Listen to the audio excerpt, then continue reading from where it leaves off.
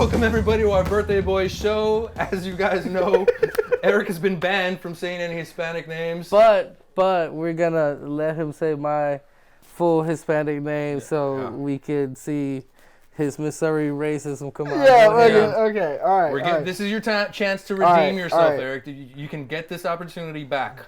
I'm probably not gonna get it. No. Go ahead. We believe in you. All right. It's. Oh, dude, you're. Go ahead. Don't be scared. Okay, don't be scared. Don't look at my negative. Enrico Frescon Chocala. Oh my God. Ladies, there you go. I got it over there. You got it right, bro. Maybe you're a little Eric. Dude, I definitely am.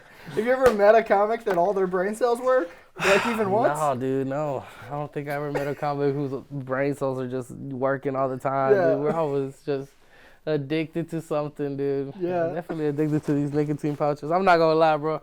Before I came here, I'm like, I'm gonna need some of these, dude. ZYN? But yeah, man. Dude, I do the Rogues. Oh, dude, those are whack, bro. They're kind of like gum. Yeah. But nah, man, I started dipping at Buc-ees, bro. Yeah? So did you start with real tobacco and then go to the ZYNs? Yeah, no, I did. Okay. I did. No, I started working at Buc-ees when I got here in Austin in April, dude.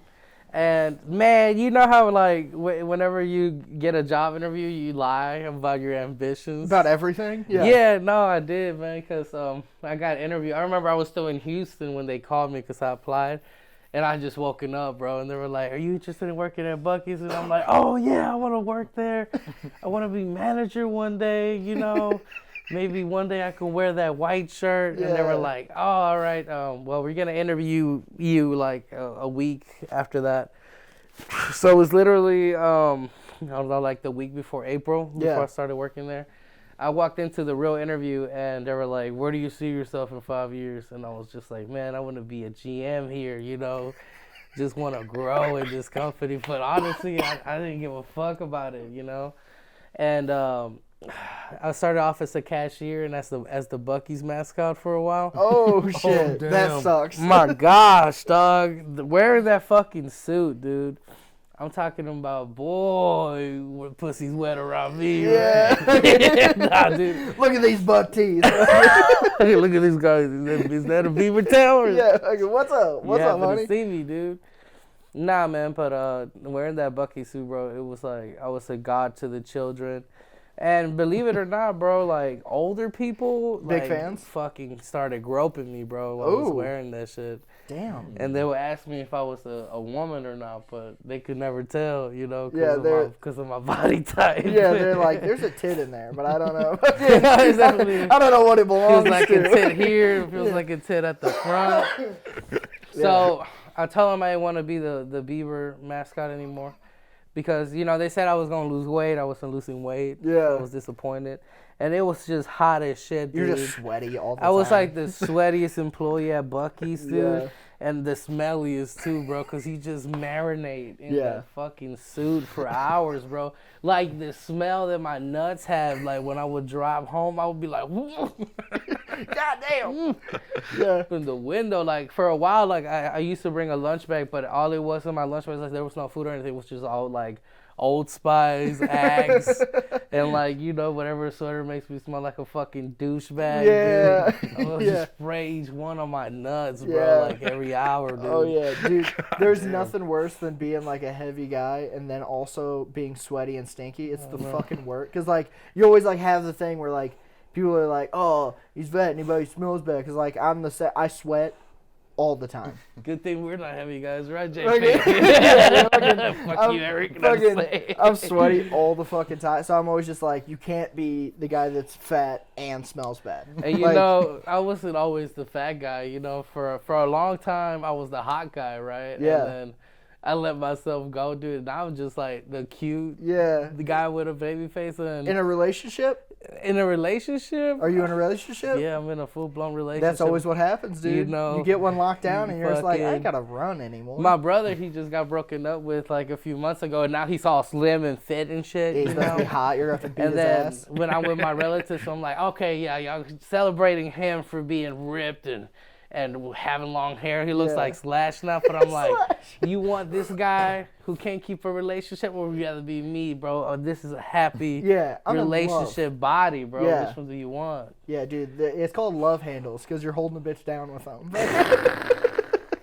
Oh no, man. That's fucking love handles, dude. Yeah. I'm sensitive, bro, when it comes to like my little fat areas. Yeah, dude. Yeah, I was the same way. I was thin whenever I met my girl, and now we're like getting ready to get married. And I'm the fattest I've ever been. Now she's about to let herself go after you married. I'm the fattest I've ever been. I'm like, we both gotta start going to the gym. I gotta maintain you being hot. I'm not gonna lie, bro. I got a Planet Fitness membership. I've only been one time. Yeah. And that was in the last 2 months, bro. I thought I did something that one time, though, you know. You walk in and you're mad with motivation to go to the gym, dude. But anyways, like I was saying, dude, I'm at Buc-ees. I'm the sweatiest, smelliest guy there, bro. And I would get so exhausted, right? I found a can of Grizzly long cut straight wintergreen in my car. Yeah. And if anybody doesn't know what that is, it's chewing tobacco, and the lid has like a badass little bear, you know? Oh, yeah. And the wintergreen smell, you know, it's terrible, but it's kind of like mint with like kind of like skunk or something, you know? And I went to the lake. I didn't even tell my girl I had found it. I just wanted to try this, you know, by myself. By the way, I'm 27 at this point, and I've never done it, bro. Yeah. But I went to the lake by myself, and it felt right, bro, and I put that shit on my cheek. Oh, yeah, dude. It felt right. But I didn't like all the spitting, and then I would dip before I would clock in at Buc-ees, like at 5 a.m., you know? Oh, yeah, the early morning dips are the best. Oh, dude. They hit the spot. Fucking wake you up. And I don't know if you ever done anything like that. I've never done it, man. Never tried it. Well, come on. We're going to pop your cherry with one of these Sim pouches. Now your stomach is going to hurt, bro. You're going to get a hell of a nicotine high. There. Yeah, leave that for him. It's just gonna peer pressure him into just like we'll see what you got. I'll do it for the show, man. I mean, how do I do it? Just put it right in your lip. Oh, this is tobacco. No, it's just nicotine. That's just nicotine. Just straight nicotine. Do I get one out of this or what? Yeah, I mean, it's not gonna pop out. Come on, JP. I don't know, bro. I don't. Dude, watching somebody open up a can that's never done it before is my favorite thing. It pops off. It's like watching a virgin try to open up a condom. Like, what end is the right end? What the fuck is this, dude? I think you brought the wrong container, dude. You got your meth in here, bro. Dude, you take it right there. Put it right there on your lip. On your top lip. All right. Don't chew it. Just put it on your top lip. Just put it between your teeth and your gum. Bit. Yeah, that's how they did it. Every cowboy out there was like, "That's how you know it's working when you feel it burn your gum off." That's when you know. I feel fantastic so far, man. Yeah. Well, see, because like stomach hurts, take a sip of your beer, bro. Yeah. I chewed Copenhagen for years. So this is the thing about tobacco now, dude. So I stopped being the Buc-ees mascot, and they immediately, like, the next week offered me to be the cigarette manager at the store, bro. And I was like, moving up. Sure, I'm going to be the cigarette manager, right? But it came with a pay raise. It was cool, you know. And I was, like, lying to them still, like, oh, it will give me great pride to be the cigarette manager at Buc-ees, bro. But it's Buc-ees, dog, you know, like, no bitch gets excited when you tell her, oh, I work at a Buc-ees, dude. Yeah, it's better than QT. Oh, yeah, no, it's better than Circle K, I'd rather be at Buc-ees than 7-Eleven, dude. Yeah, dude, working at 7-Eleven, that sucks. It's like working at a third world country almost at 7-Eleven, dog. That's... Oh, dude, I can't even take a comfortable shit there, bro. But now I became cigarette manager, bro, and then I got to try all the tobacco. Yeah. You know? And they had Copenhagen, they had Grizzly, Red Seal, Skull. Oh yeah, Skull is so popular, bro. Yeah, it's got all the flavors and shit. Bro, like, Eric's about to come, bro. Dude, this is fucking right up the alley, dude. Shit, dude, we need to go get some Copenhagen long cut straight, dog. No, dude, that was my bro. Shit. Red can.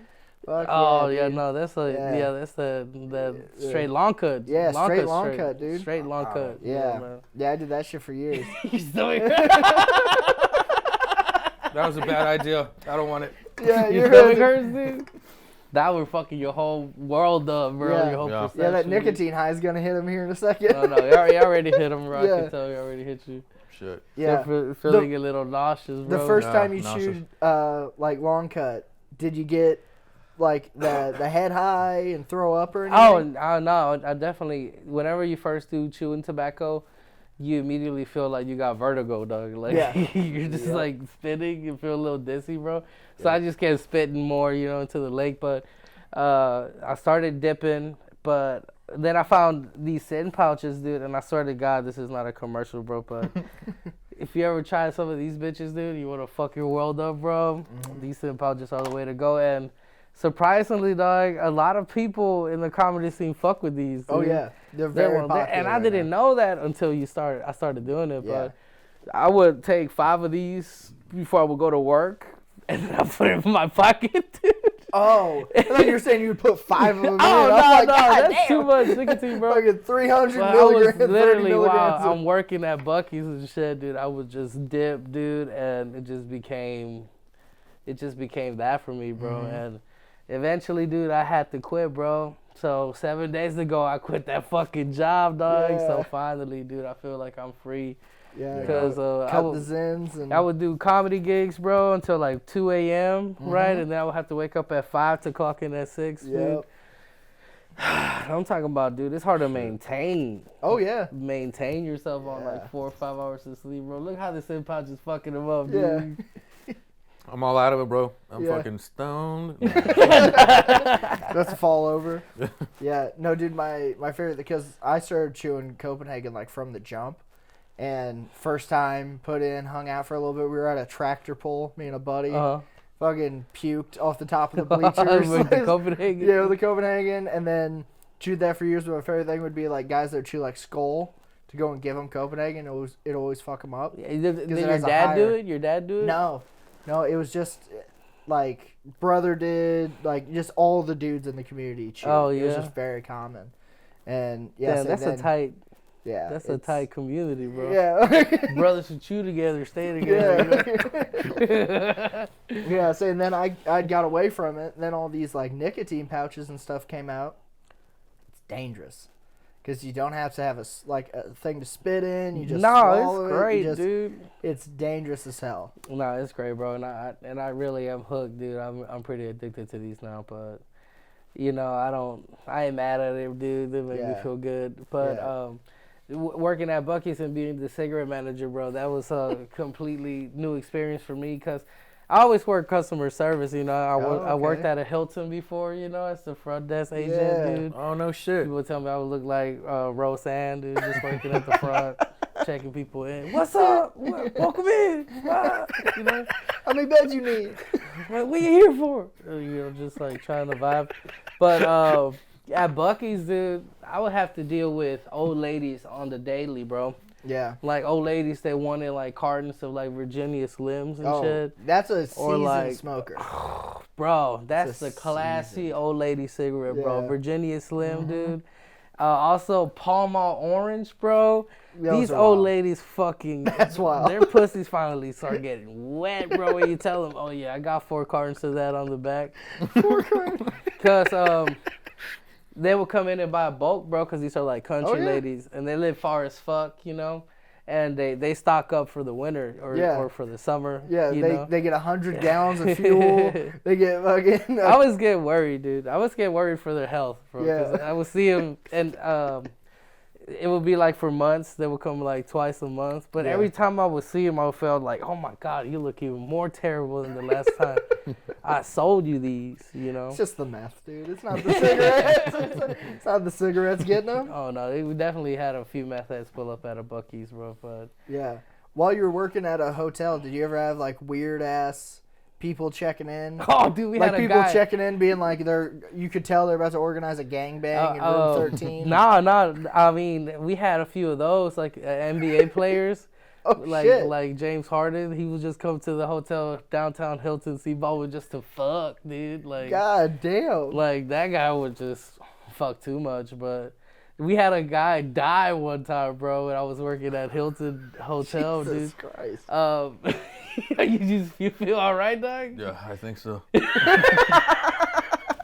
I knew it was gonna fuck you up, dude. Yeah, no. I'm sorry, dog. I'm gonna go smoke a joint real quick, man. Fucking feel better. No, I'm joking.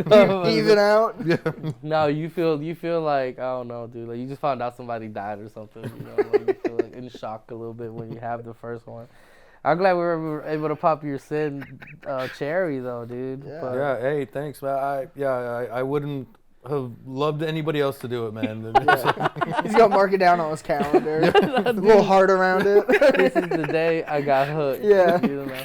You probably never gonna do it again, dude.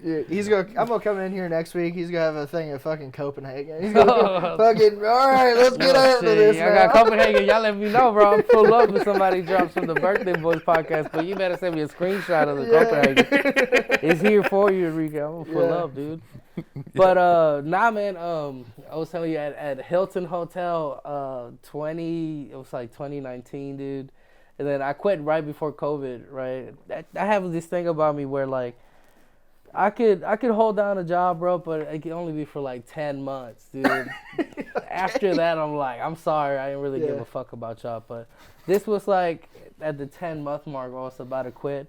And I was working in the morning, and this is like a corporate hotel downtown Houston. Like it's connected to corporate buildings and hospitals, like in underground tunnels, so everybody will book here, right? Oh, okay. And we had this like fucking fat fuck of a corporate guy, bro. Pull in, sweaty.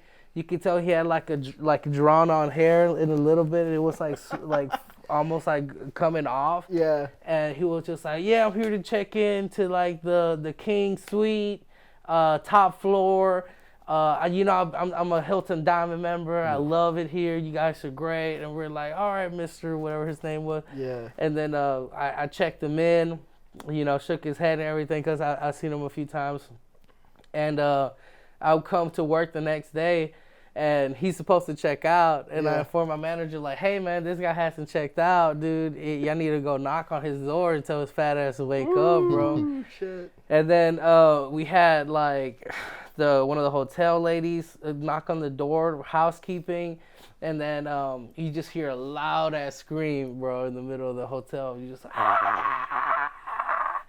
And then we're like, what happened? What's going on, bro? Because I'm not going to lie, my biggest fear is, like, working somewhere and somebody just comes in that bitch and shoots it up, you know? Oh, yeah. Like, that's a big fear of me. I mean, you don't got to worry about that. You work from home, dude. You just got to worry about your girl killing you, dude. She that's might about still. There's still a chance. So the security managers come down.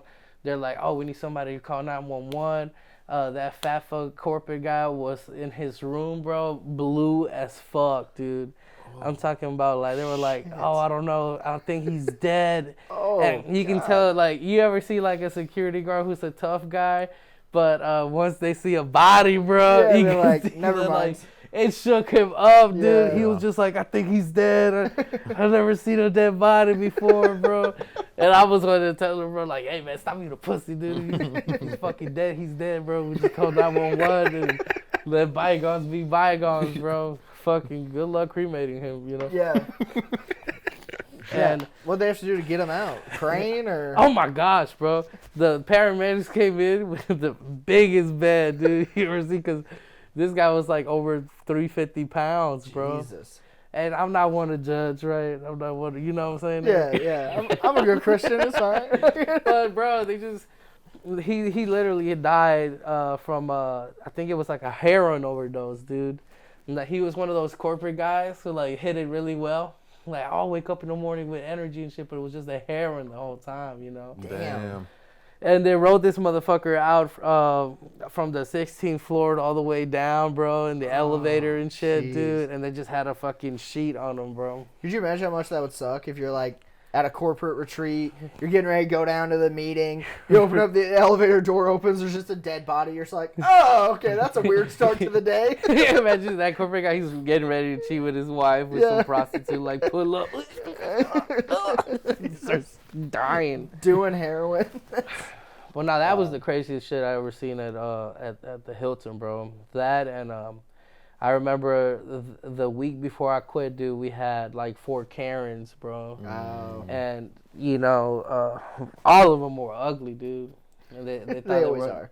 They thought they were hot shit. Mm-hmm. And I guess they had booked through like a third party, right? They had booked a hotel, but they didn't get their confirmation or anything. They just showed us the receipt and like their bank statement. Like, we paid for this shit, right? But we couldn't let them in. And one of the ladies, bro, she was so mad. I was working at the front, like at a countertop, and she just put like 4 or 5 tampons, bro, like at the desk, because she was pissed, bro. And I was That's a weird response. I was telling my manager, bro, she throws me that fucking dirty ass tampon, dog, I'm gonna fucking swing, dude. I'm not. And I just couldn't do it anymore, bro. After that shit happened, I had to quit, dude. Yeah, that's understandable. I had to quit that job, bro. Yeah. Yeah, the worst I have is just like people complaining on the phone. But like it Yeah, you can just mute that shit. Yeah, it's dude. just like whatever. I'll wait for you to stop yelling and then be like, what do you want?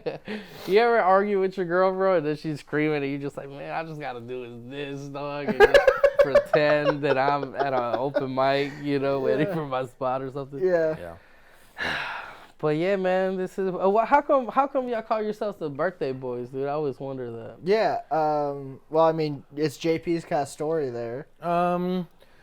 Just because me and my buddies have this like game in between our birthday that if every time we send like a picture of a shot to one another, the other person has to drop everything and take a shot. You know what I mean? And so it's just kind of just like a little birthday boys game. You know what I mean? Yeah. And that's pretty much it. And because I'm a narcissist, and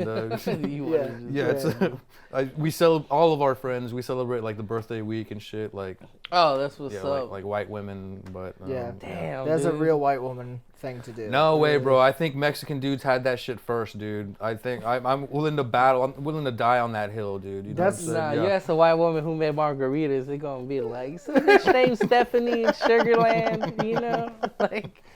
Nah, dude, that's ridiculous. But that's what's up, dog. I always just wondered, bro. Yeah. Hey, man, tell us a little bit about El Salvador. That's where you're. That's where I'm from, dude. El Salvador. I gotta ask real quick off the bat, man. Do you guys eat egg and rice? Yes. Really? Egg and rice. Yeah, I have some roommates that are Colombian that eat that shit, and it was the first time I'd ever seen it, dude. Right, and then we didn't eat it because it's like a dish, just because we were poor, you know. That's all we had. It's just all we had in our fridge. Dude. Yeah. El Salvador, bro. I like when people talk to me about it because not a lot of motherfuckers know where El Salvador's at. And if you don't know, El Salvador's the smallest country in Central America. And for a long time, man, it was the Afghanistan of the world, dude.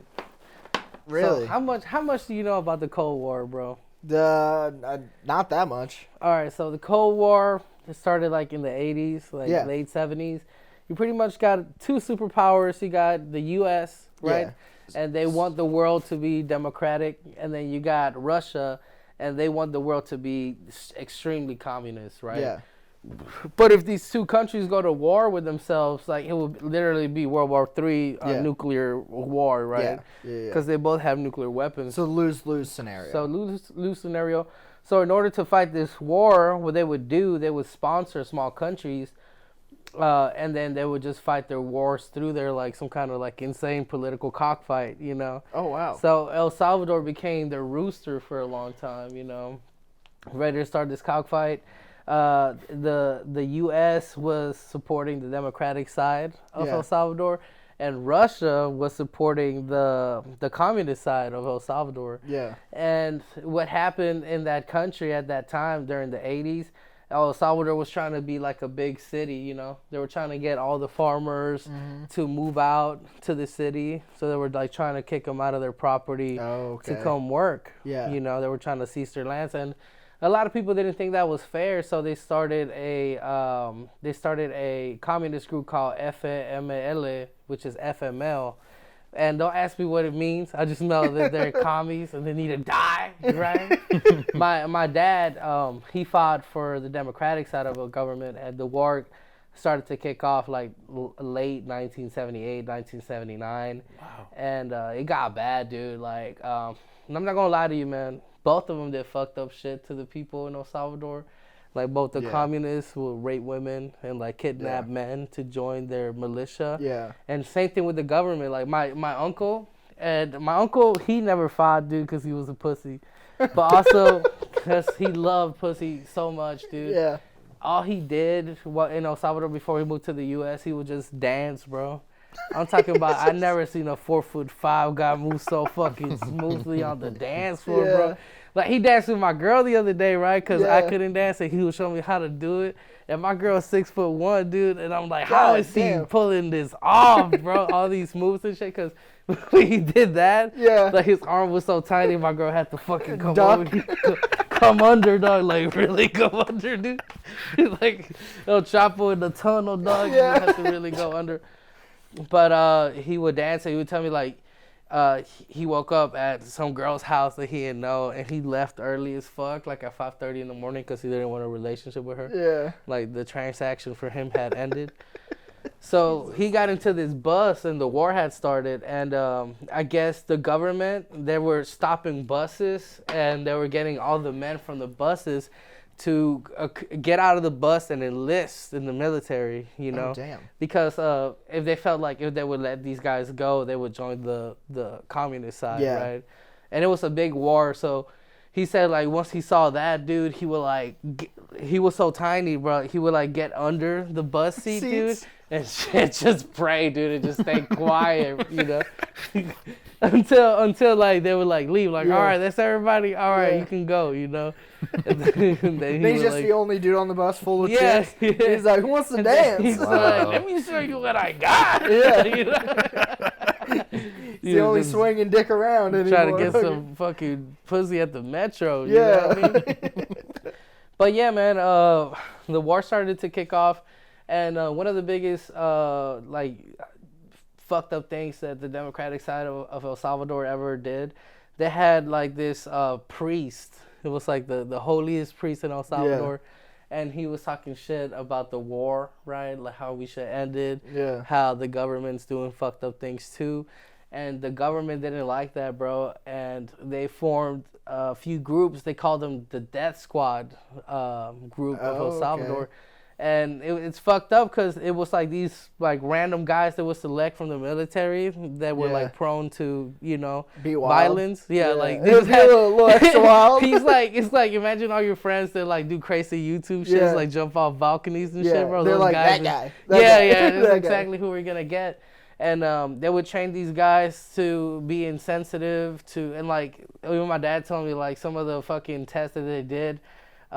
Before you became part of like the Death Squad, they made you eat shit too, you know. Jesus Christ! Just to desensitize you to everything.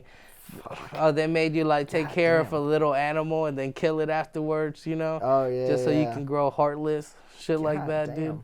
And this guy Romero, the high priest of El Salvador, was talking shit about the war, and the Death Squad came in while he was in the middle of like a Sunday ceremony, and just blasted him. I'm talking about rounds of bullets were flying that day, bro. And it was just bad, dude, for everybody for a long time, bro. It just became a huge war zone, right? Jesus. Like, so what year did you leave? Like, how old were you whenever you came to the U.S.? So, thankfully, dude, the war ended in, like, 1991. Okay. Like, 1980, either 87 or 89. Okay. Right? Going into, like, 1991, they made a peace treaty between themselves, right? Mm-hmm. The communists and the Democratic side, to take turns, you know, with the government, right? Okay, you're going to rule the government for 2 years. We're going to rule the government for 2 years. Okay. And then that's how we're going to have peace moving forward. Because, I mean, for such a little country, bro, to just have like 100 people die every day, dude, it was just insane. Yeah. Right? So I was born in 1996. My dad, he had fought in this war for the government side. Yeah. I'm not sure if he was part of the Death Squad or not, but he sure knew a lot about it, bro.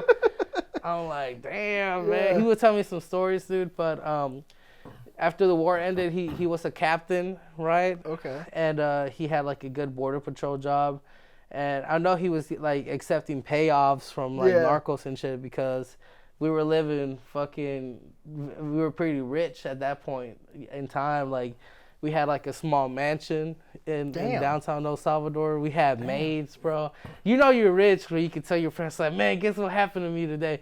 My maid stole all my jewelry, bro. And now that bitch bounced to Honduras. You know, like, that's how you know you're rich. He's Honduras, motherfucker. That was like a rich flex. Another rich flex that you won't think is a rich flex. We had our birthdays at Burger King, dog. I'm talking about, like... I have heard that a lot of fast food places down, like, in, like, Mexico and stuff are way fancier. Like, Carl's Jr., I got told in Mexico is, like, a nice restaurant. Oh, yeah. Like, sit down, you have waiters and waitresses and all this. Like, a dude I work with, like, a bunch of his family still lives in Mexico. He's like, yeah, every time I go down there, like, oh, we got to go to Carl's Jr. And he's like, fuck Carl's Jr. He's like, then I went one time. And we like sat down, we got waited the on. The president is there. Yeah, dude. he's like, what the fuck is going on? All the narco leaders are there. Yeah, you know? But Burger King was the fucking spot, dog, in El Salvador. If you were anybody there, dude, you can rent out a whole Burger King for a birthday. Burger King. Hell yeah, dude. It was sick. So for a long time, we would just do that for our birthdays, right? And man, we had like maybe 3 acres, like with like 3-story house and shit. God you know? Damn. And we were living so comfortably, but I'm not sure what happened, dude. I'm not sure why we moved. I don't know if my dad was threatened or not, but we moved fairly quickly, and we came into this country in 2001. You know. Oh damn. Like early 2001, and I remember like not knowing English and. You know, taking ESL classes, and then 9/11 happened, and they were like trying to explain to us what 9/11 was, but I was so I was like, ow, people are dead. You know? Like, I don't know, it's wild. Yeah, it's weird. But now we came into this country in 2001, and you know, we sold our house in El Salvador, and my dad, right, he had a car business.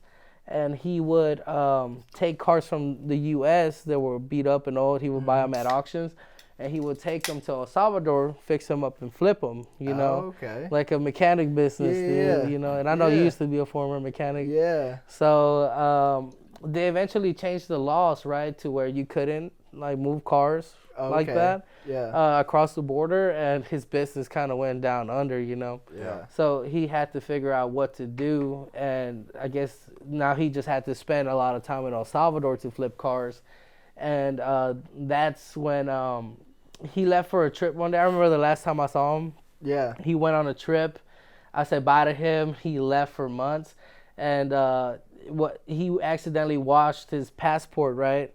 To get to U.S. to El Salvador, and it takes months for you to get that shit back, you know, once it's destroyed. And I guess his old demons just overtook him while he was back in El Salvador.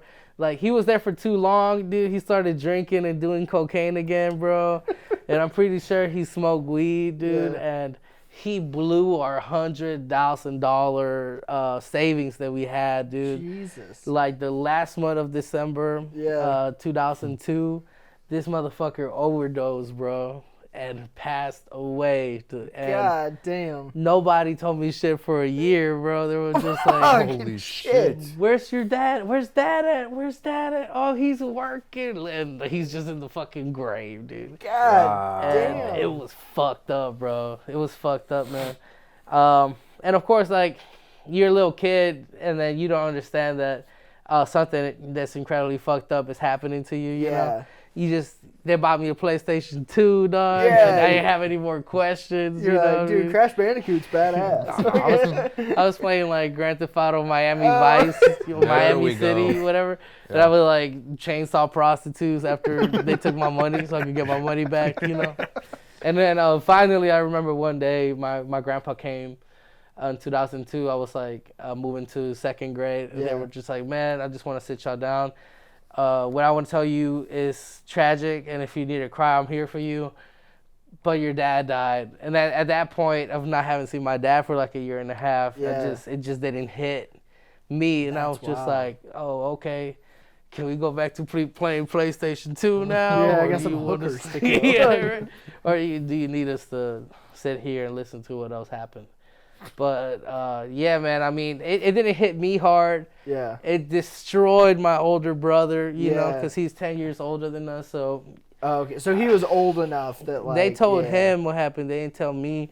My brother. So it's 3 of us. I'm the youngest. My middle brother, his name is Luis. He's the one that got ripped as fuck after the breakup. You know, now he's like trying to flex and shit. But he was really hurt about it too, right? Yeah. But I guess I was just still living in that child innocence, so I just didn't register. Yeah. So for a long time, I'm like, why's everybody crying around me? You know? Yeah. Why's everybody so sad? Yeah. Like I remember when they told my brother, and it hits me now because he was 17 or 16. Yeah. We were at a church, and then he just came out just crying, and I was wondering what was wrong with him, you know. Yeah. Like, oh, maybe a girl broke up with him or you're something. Like, why is he being a bitch? Yeah, exactly. Why is he acting like a pussy all of a sudden? What the fuck's going on? But it was weird for a while, you know. And my mom, she's such a Christian lady, bro. She had one boyfriend since my dad died, you know. And ever since then, dude, JP, hey man, I got $3,500 in student loans left, bro. Can you help out your son? I got you, bro. Yeah. But yeah, no, man. My mom, she a strong Christian lady, bro. Yeah. Like extremely Christian, dude, to where Catholic down there. Christian Baptist. Oh, okay. Baptist. Oh, wow. Okay. Yeah, and like, oh, dude, I guess like her religion really saved her from losing her fucking mind. To this day, she tells me I never drank anything. I never did any drugs. Damn. I just took it, you know. I have balls. Just prayed my grief away, and she's doing good now, you know. Yeah. What about now? Has she opened up to drinking or smoking or anything like that? No, my mom has. She. I mean, maybe they should be friends. My mom is 76, and she was against alcohol, pot, all of her life, dude. Yeah, but you know, the years go by, arthritis comes on, you know, the pain comes on. You can't help but notice the news reports about, you know, the healing and shit. So I finally smoked with my mom it was last year. Really? Yeah, and she went out like a pro. I thought she was gonna take like 2 fucking hits of the joint. No, she's like just disappear. Shit. Now hold up, motherfucker. Damn, bro, that's a badass 76-year-old lady. Yeah. For real. Yeah. We gotta call her sometime, man. Yeah, we definitely should, dude. We gotta get our moms together. Yeah. My mom definitely used to smoke weed, bro. I mean, she's so paranoid about everything. But she's like, I think she believes religion a little too much, you know? Because I remember, and then this is way after my dad died. My brothers and I, we're like, we know English. Yeah. You know, we don't really miss our dad as much. It's just us. Yeah. We're still a really big family. But I guess what hurt her the most was like living in this badass mansion in El Salvador, having that badass mansion for like a decade. And then now we're in the U.S. We were supposed to get a house, but now we're just living in an apartment complex, you know. That really hurt her. But once we were adjusted, I guess she found a church she really liked. Yeah. And then that just became like her community. Yeah. But man, this church was fucking wild, bro. Cause I don't know what division of Christianity this is, but there's like ladies that like have prophecies and shit. Oh, you know? Geez. Yeah, they have snakes passing around, that kind of shit. I remember she would take me to these vigils, you know, and this is like 2004 and 2006. I'm like maybe 10 or something like that, bro. They'd take me to these vigils, and we would just stay there for hours, bro, from 6 p.m. to like 10 in the morning the next day, bro. Holy crap. And then these ladies, bro, I don't know if they've just never been laid, but this was like where they would show out, you know, like that was their moment. I guess each lady wants to be like, oh, the Holy Spirit has me more than it has you. Oh, yeah. And I'm going to fucking, they were like speaking tongues, bro. And I would be at the back of the church like, what the fuck? This ain't God. Yeah. That bitch is speaking like a fucking demon right now. Why the fuck are people praying and telling her congratulations? It's the new group of the Branch Davidians, dude. I don't know. Have you ever done a vigil or anything like that? No, I was gonna ask what a vigil is, dude. So a vigil is like, I don't know. It's more like a sacrifice where you're gonna stay up all night. It's kind of like, You know how the Native Americans have like those journeys where you go out and you like for manhood and shit. Yeah, you stay awake for like 3 days. Yeah. Which is like a lesser version of that, for like a Christian version of that. Okay. To where you would not sleep until the 10 a.m. the next day. Jesus. And then you were trying to like find God and like get closer. Some kind of message or something. To God, yeah. I'm not gonna lie, bro. I don't ever think I felt anything. Yeah, like, you know? Yeah, it's just a bunch of psychos. And it sucks because my mom, she knew that I never liked church, and to this day, she called me the other day like, "How come you ain't fucking ever got into it? You got a heart of stone. You fucking know how to pray." And you know, like she to this day, but she's cool as fuck with me. But I mean, that's the only problem that she has, right? But I would stay at these vigils, bro, and then they would tell us, the kids, all right, it's your turn to come up here and pray and tell us if you see anything or if you feel anything or if you feel like anything was like speaking to you. Yeah. And then we had like the pastor's daughter who was just like speaking in tongue, Rama Rama 773, and they're like, oh my God. The fucking pastor's daughter is so close to God. She's a prophet. This bitch, she's gonna be the next generation of this church. She's running a cult right now, dude. And then I would be praying, dude. Like, I don't even know what to pray for. Yeah. But honestly, bro, when I would get on my knees and pray, bro, I would pass the fuck out, dude. I'm so sleepy. Like, my mom would shake me like, you fucking bitch, pendejo, what the fuck are you doing? Get up, get up. Making me look back. Get to the bag. You're embarrassing me in front of all the psychos. And then I'm like, Mom, can I play my Game Boy SP now? Please?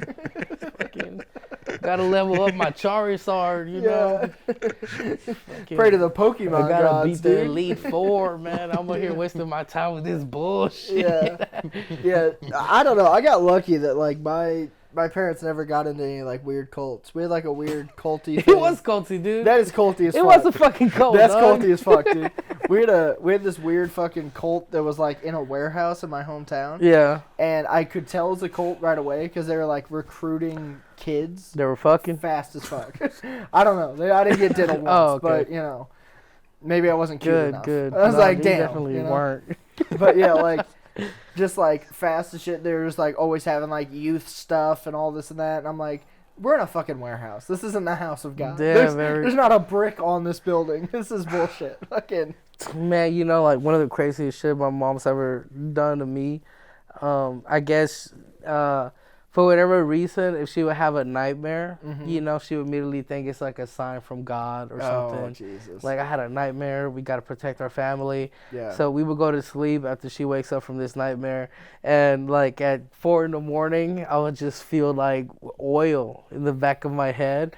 And I would wake up and she'll be massaging my scalp with like olive oil and praying. Keep the demons and away. I'm like, what the fuck? I gotta go to class at 7 a.m, you know what I mean? I gotta go to first period, dude.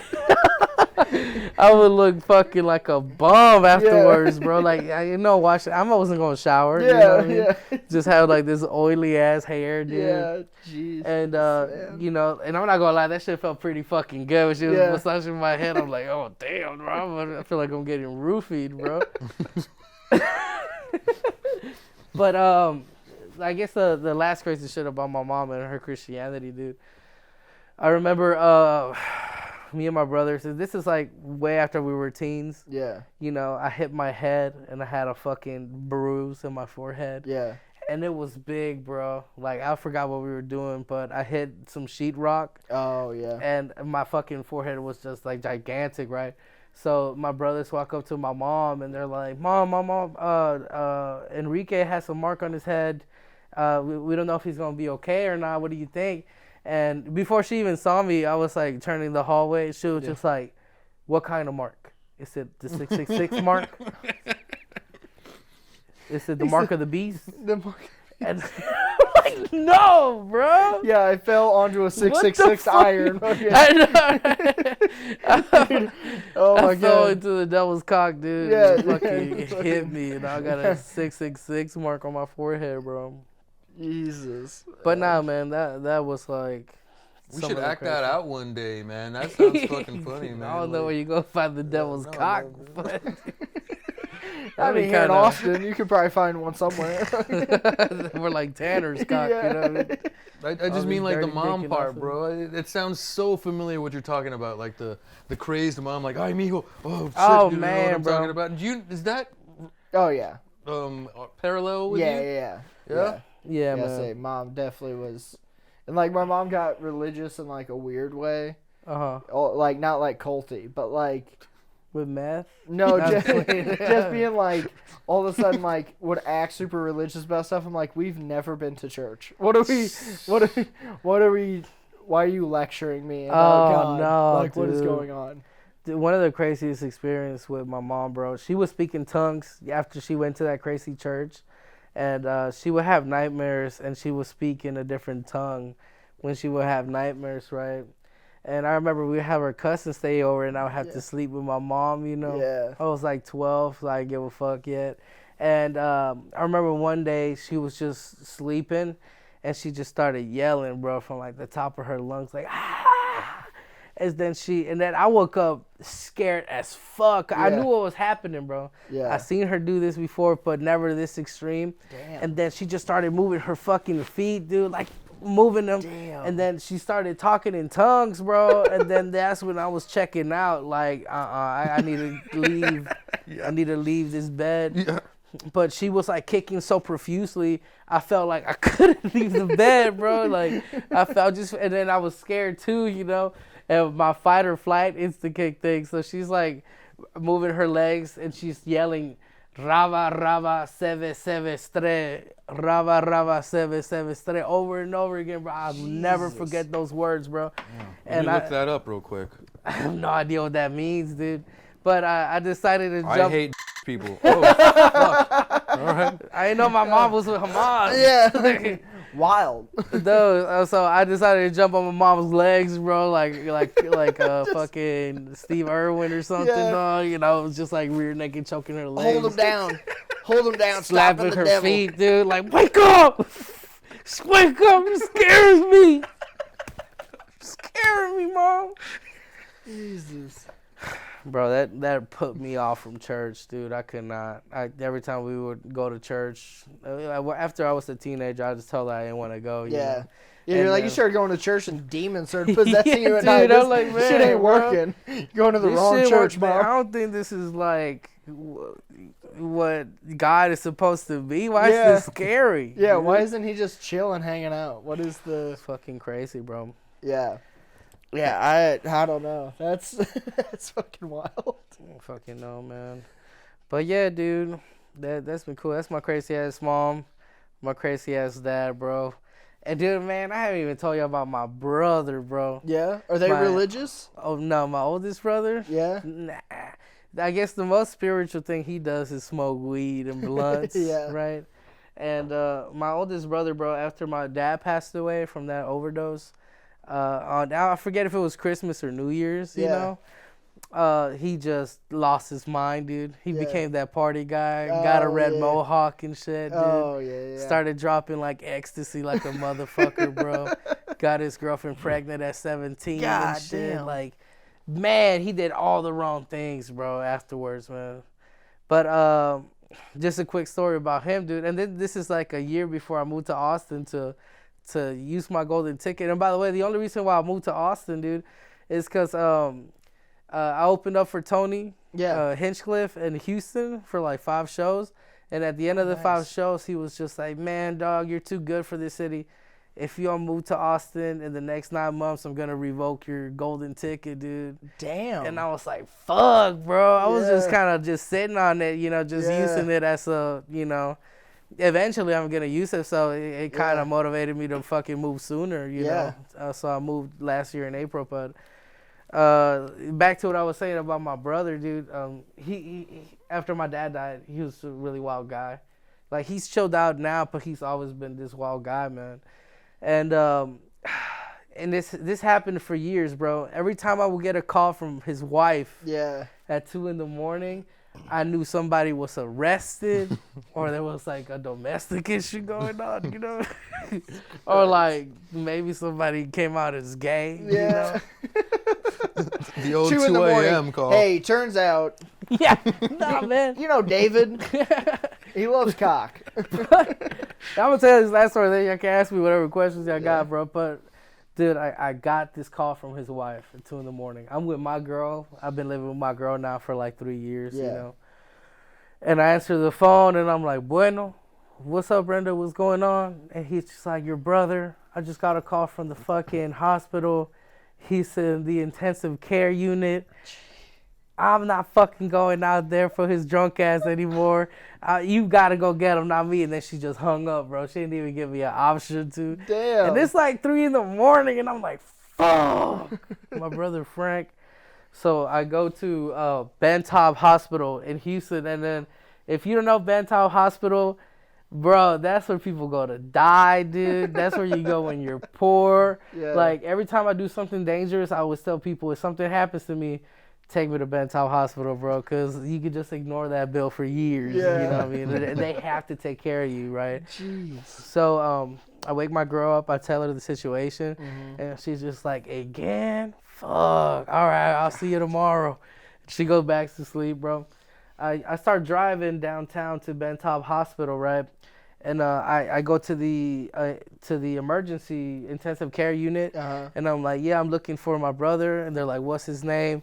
And I'm like, oh, yeah, his name is Franco Machado, because I knew he was using his fake name because he had a few warrants out. And, dude, they were like, oh, Franco Machado, he's in the intensive care units for a gunshot wound. And I'm like, what, dude? My brother shot? And they're like, and I was like, what kind of, was he shot in the chest? Is he still alive? Do I even need to be here? Because if he's dead, I'm just going to go home. You know? At least get a full night's sleep. Yeah, man. Like, I'm going to deal with the grief afterwards. But they were like, nah, he's awake. He's going to be in like room 82, whatever. So I'm walking in the intensive care unit, right? Yeah. And, oh, man, bro. He's literally in the hallway, and they're performing surgery on him because he got shot, bro. Holy crap. And his fucking leg. And you just see, like, this, like, puddle of blood under, like, the bed where they're operating him. And then he's awake, and he's, like, gripping the pillow tight. And then he's just yelling at the doctor, teach me a lesson, doctor. Teach me a lesson, doctor. Teach me a fucking lesson. And I'm like, Frank, what the fuck are you doing? And then he's drunk, and he's just like, Enrique? Like, and I'm like, I'm talking to the doctor, like, why is he hurting so much? Can't y'all put him under? And he's just like, nah, I mean, we don't have to put him under, but he refused anesthesia. And then he's over here, like, yelling, teach me a lesson, doctor. So he's getting his leg performed. I'll tell the doctors, bro, go ahead and inject him with anesthesia, dude. This guy's clearly fucked up. And then the doctor was telling me, like, man, if this bullet would have gone, like, another inch or two, he would have died or blood loss. Yeah, it would have hit his artery. But here's the bullet wound. I'm just closing him up, closing the muscle fibers up. And I got to inject him with, like, antibiotics and shit because it's a really big wound. Make sure you change the bandages or whatever. And we're still in the hallway of a hospital. And I'm like, man, y'all couldn't give him a room, yeah, bro? Couldn't even have walls. He's over here yelling all these gay shit, dude, in public, bro. Like, dude, I don't fucking know what happened to him. And I was trying to talk to him, and I was like, yo, Frank, what happened, bro? Yeah. And then he looked at me like, my wife, we were mad, and she closed the car door on my leg. And I'm like, but you're shot, bro. Yeah, that's not how bullets work. This ain't a fucking cut. You're shot right now. And then he's like, I'm shot? And I'm like, yeah, dog, you're fucking shot. Like, what the fuck are you doing, bro? And then he's just like, and then he's sobering up. And then he's just like, oh, shit, dude, I was driving my work car, bro. Where the fuck is my work truck? My work truck, dude, my boss is going to call me in the morning. Yeah. And now, dude, he gets released from the hospital finally. Long story short, the police officers are there, and they're talking to him. Yeah. Right? And then he's looking at me like, oh, this might be the last time I'm ever going to see you because I'm getting deported after this, you know, because he ain't really legal. Yeah. Right? So they give him like a ticket, you know, and then he has this ticket, and then he's thinking, oh, fuck, I gotta go to court, bro. And I'm like, look, we're gonna deal with that ticket later. Let's find your truck and your phone and your wallet. And I'm talking to the police officer, hey, do you know where they towed his car to? And then the police officer told me the story. We found him passed out in the middle of the road. We opened his car door, and he fell off from the car, and he had a gunshot wound to his leg. And we towed the car to this address. This is where you can find it, bro. And sure enough, dog, the fucking wherever they towed his car was like 50 miles away, dude. Damn. So it's like 7 in the morning, right? I woke up at 2 that day to go to the hospital. And we finally pull up at the truck yard where his truck is at, dude. We find his truck. He pays for it. It's like $130 or something to get it out. And we open the car door, bro. And the car door opens. And then you can see, like, the blood, the slime of the blood just open with the car door, dude. Wow. And then, like, it's a puddle of blood, dude. And I'm like, damn, how are you not dead right now, big dog? And there's his phone and shit, and there's everything. And, you know, I call his boss. I tell him that, you know, my brother's sick. Oh, yeah, he's just sick, man. They rush him to the hospital, gallbladder, whatever. Yeah, something really serious. Yeah. And, you know, we got his car and everything. You know, we got him into Alcoholics Anonymous. Because I'm like, I'm not dealing with this shit again, bro. You ever figure out why he got shot? We have a few theories. We never knew why he got shot. But you remember that the police officer gave him like a ticket, right? So he goes to a lawyer, and he's just like, so what charges am I facing? They gave me this ticket, man. I'm not ready for this. Yeah. I might just skip court and change my name again. You know what I mean? Because it'll be like his 5th name change. And the lawyer was like, nah, man, you don't have a ticket, bro. This means that you were a victim that night, dude. That's all it means. Oh, shit. Like, he was a victim, bro. Yeah. And then I guess, like, the next day, he was like, I just finished working. I was going to my friend's house to get fucked up. And after we were done working, we were, like, taking swigs of whiskey. Yeah. And I think I went to the wrong house. And when I went to the wrong house, I think the guy came out and shot me, right? Oh, shit. So he either thinks that happened or the cop shot him. Something happened. But no fucking idea, dude. That's wild. Frank sounds fucking hard as fuck, dog. Hey, come on the show, Frank. Hey, Frank, come on the show. And tell the story. Tell your side of the story, bro. Yeah. We got to clear this shit up. Hey, you come back on with him, bro. You know what I mean? Maybe we can finally... No, it's not Frank. It's Franco Machado. Yeah. Machado. Yeah, that's right. Yeah. His not brother. My not brother, dude. Yeah. But yeah, dog, that's my crazy ass family, dude. My crazy ass family, bro. I think I hit all of them. My dad, my brother, my mom. My other brother, dude, we can do another episode about him. Yeah. He's just calm and ripped. He's just calm, ripped, and a musician and shit. Yeah? What does he play? Shit. He plays guitar, dude. Oh, the cool guy. Yeah, he's the cool guy. Yeah. But he's also the autistic guy. Yeah. A little shy shit, bro. Yeah. I swear to God, my family did not believe in his music career where he started in elementary, bro. Yeah. My grandma would tell him to quit every day. Oh, shit, like Coco. Gotta quit, get yourself a real job. But I mean, now he's living with roommates and shit. He's making it work, dude. Yeah. But yeah, man. Hell yeah. Well, you're a comedian. He's a musician. Is some of that other stuff like running the family? Like, We have some. I'm a comedian, but before I even did Kill Tony, dude, I'm not gonna lie, man. I had no idea what Kill Tony was. Yeah. It was my brother, the one that got shot in the leg. He's the one that took me that day in Houston in February 2018, February 1st. Yeah. And then that's when I signed up, and that's when they called me up. And it was my first time doing comedy, dude. Ever? Yeah, and then it went so well, they gave me a golden ticket, right? You got a golden ticket your first time ever doing comedy? Yeah. That is insane. But I was an art teacher at that time. Oh, okay. I was an art teacher. And I was literally trying to figure out how to get people to want to buy my art, you know. And Okay. so I was an artist first, right? But there's never really been a comic in my family. Yeah. It's kind of just been like either music or like visual arts, you know? Okay. Yeah, but I mean, that's how that shit started, dude. I mean, fast forward 5 years after that, I'm here with the Birthday Boys. Dude. Look at that shit. Yeah, the one and only. Man. Yeah, that's bro. insane. The fact that you got a golden ticket your first time ever doing comedy is insane. Yeah, Because like every time I hear people being like, "Oh, sorry, I've never done comedy before. I'm signing up for Kill Tony." I'm like, "What are you doing?" Oh no, like man. that's nuts. I didn't think they were gonna call me, bro. Yeah. That's why I signed. I signed up to show up my brother. Yeah. Cause he was such a big fan of the show for years, right? Like since the Iron Patriot days, you know. And he signed up, and before he put his name in the bucket, he took it out like, "No, bro, I'm not fucking ready for that, dog. I'm not gonna enjoy the show." And I'm like, "Oh, you're being such a pussy, dude." And I grabbed like this thick Sharpie and I put my name on it, dude. Yeah. And at the end of the show, they were like, "All right, we're gonna call one more person, Tony." And then he pulled out the name, bro. And then I see it because I'm sitting near the front row. And then it's like this thick ass font, and I'm like, "Fuck, it's me.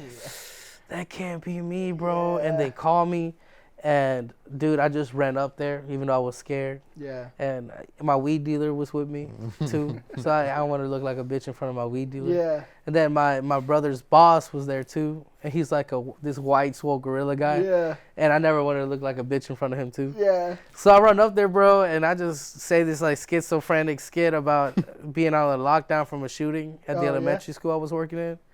And at the end of the day, it was just a drunk Mexican guy in the parking lot, you know, waving around a gun. Yeah. And that's when it all started, bro. I met Jeremiah Watkins, Joel Berg, the drummer, cool as fuck. And that's when Tony told me afterwards, like, "Hey man, you got a golden ticket. If you're ever in LA or in Houston, just pull up." That's nice. And then I just had to figure out how to do comedy, bro, because it was my first time, dude. I didn't even have 10 minutes, you know what I mean? I didn't even have 20 minutes. You hadn't even done an open mic yet or nothing. So I had to figure out the open mics in the city. Yeah. I had to talk to the local comedians there. And I made a vow to like never tell anybody about that Kill Tony shit. Yeah. I just wanted to just be a regular comedian, get in the scene, get strong. And then eventually I figured I was going to cash out my golden ticket one day. And luckily enough, fucking Kill Tony moved to fucking Austin. Right. And then that was like, oh yeah, that's my moment of fucking strike, dude. Yeah. And at that point I could do 30, 35. That's nice. You know, right now I could do 40. I'm trying to build myself up to be a headliner. Yeah. That's so awesome. I can tour and headline small clubs and just be comfortable doing that. Yeah. Probably why I quit Buc-ees, bro. I'm like, bro, it's time to be a fucking road dog, you know? Yeah, dude, you got a golden ticket your first time. You clearly got the squeeze, and you got the fucking stories to tell. Man, I got hella stories to tell, bro. Jesus. A lot of these stories I have not told on stage, dude. They were just kind of. What a path, though, dude. That sounds amazing, dude. I don't think I've seen your original set. I'm a huge Kill Tony fan. I know I've seen all of your sets here in Austin and shit. But I haven't seen your Houston one. Dude, what a fucking magical story, dude. Yeah. Fucking crazy, man. And dude, I'm enjoying the ride, bro. And you just did Don't Tell just recently, right? Dude, congratulations, man. Thank fuck you, dog. That shit was sick, dude. Yeah, that's badass. Hopefully that recording is fire, bro. If not, I'm gonna do another one. But nah, it was a good ass time, bro. It was like 120 people in that room, dude. Yeah, like dude. A tight ass room, dude. That's nice. Yeah, man. No, that was sick. I run a Don't Tell show in Houston every month. You know? Okay. So I'm tight with them. And when I moved to Austin, that's the only show I kept, dude. But in Houston, fast forward after my first time doing Kill Tony, bro. I ain't gonna lie, dog. I was running shit in Houston, dude. Like I was getting on like, 16 shows a week, dude. God damn. That's all I was fucking doing, bro. That's nice. Shit. That's the good thing about bigger comedy scenes. Is like you can do a lot of comedy in big scenes. Like I started in a scene, we had 2 mics a week. So like it took forever to build long, and then I finally started doing like touring around Missouri because I was like, I need to have the opportunity to do long sets. And then got to the point where I was like, oh, I finally have a half hour just from doing my own shit. Then it was like. And that's the thing, bro. A lot of comics make mistakes where they move to a big city before they have anything to offer to anybody. you know. I mean, don't get me wrong. There's like some comics that do pop off. Yeah. But most of the times, if you're a regular dude and you're thinking, oh, should I move to LA and leave my kids here? You know, just go for my family. Leave my fucking kids here, go for my dream. Like, bro, you better make sure you have the time first, and you really develop yourself and have a unique voice. Yeah, you know, that's awesome. Before you throw yourself into that fire, man. Yeah, I got lucky because I mean, by the time I got down here like a year ago, I had a half hour and stuff.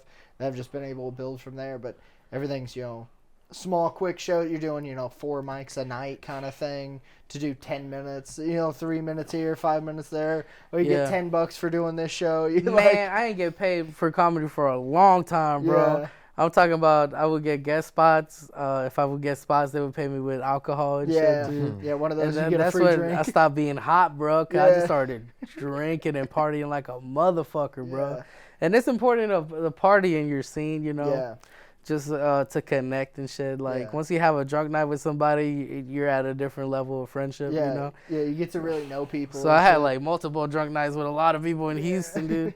But yeah, man, I was running like 12 shows there, dude, and I had to give them all up, and like just venture out here in Austin, dude. And I'm glad I did. I was able to get into the mothership. Yeah. Every Thursday I'm at the Secret Show. Oh, fuck you know? Fuck yeah. I have a Tuesday show at Creek in the Cave, and the only thing I don't like about Austin is just I don't get as much stage time as I used to get in Houston, but because of that I'm writing more, Yeah. And especially because I'm trying to just build up minutes so I can do on Kill Tony, and that's eventually, awesome. Dude. Right now my goal this year is just to be a straight road dog, bro. Yeah. Have a few like weeks in Denver. Yeah. There's 5 big cities that I'm planning to hit: Denver, Seattle, LA, New York, and Chicago. No, I said Chicago. No, not yet. Yeah, Chicago. Chicago's a good scene. Yeah. I'd like to hit those places, not as a road dog, but maybe like as a raw dog is kind of. You dirty dick, you bro. But yeah, man, this has been fun, dude. Hopefully, I mean. Yeah, man. I think it was a good episode, dude. Yeah, man. We did catch our hour, bro. Would you like to like plug your Instagram or anything, dude? Yeah, man. My Instagram is Enrique Comedy. I'll be at every Thursday at the Sunset Strip. I'm at the Secret Show with Red Band. And every Tuesday at Creek in the Cave at 10 p.m. If you're a bum and you got nothing to do, you just want to get drunk and see some of my new shit that I try out, bro. Every Tuesday at Creek in the Cave, bro, 10 p.m. Yeah, man. And that's pretty much it, bro. Eric, JP, dude, this has been fun as fuck, dude. Fuck yeah, dude. I really appreciate you coming on. And I'm not going to lie, bro. I thought you were El Salvadoran, dude. That's the only reason why I was going to do this. But it turns out he's Mexican. For now, y'all pretty cool. I'll come back again. Fuck yeah, bro. Fuck yeah. Well, hey, thank you for coming on, man. JP. You want to promote the album real quick? Yeah, actually, just follow me on the gram so you could follow all the shows that I'm doing. I've been working on a couple of things. It's JP with the good hair on Instagram. So Eric, what about you, bro? Yeah, hell yeah. Hopefully I have a couple things with Comedy Club of Columbia coming up here in the next couple months. Follow the Instagram, Eric Biggs Comedy. And like and subscribe to the YouTube. Keep hanging out. And thank you very much for coming out, man. We really Enrique, man, you fucking fuck killed yeah. it, dog. Thank you so much, man. Cheers, baby. I'm glad it was good. Sorry I was late, dude. Oh, no, you're good. I woke up at 7 like, fuck. An hour late, man. Yeah. But hey, you were funny enough. It's fine. All right, badass. And then you're Mexican and you're white. a colonist, but it's cool. Yeah. Y'all cool, man. Cheers to y'all. everybody.